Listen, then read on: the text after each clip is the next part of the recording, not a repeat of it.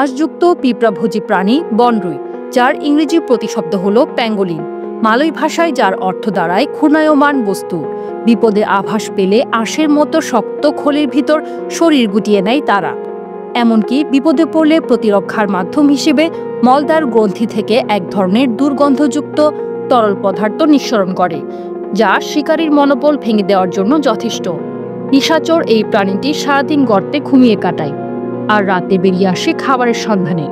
ক্ষুদ্র নৃতাত্ত্বিক জনগোষ্ঠীর অনেকেই নিরীহ এই প্রাণীটির অস্তিত্ব বিপন্ন করে তুলেছে।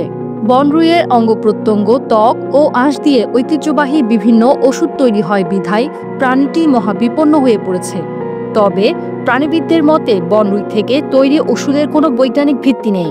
International union for conservation of nature এই প্রাণীটির 4টি প্রজাতিকে বিপন্ন হিসেবে চিহ্নিত করেছে। প্রাণীজগতের অদ্ভুত সব তথ্য পেতে সাবস্ক্রাইব করুন এখনই। ধন্যবাদ।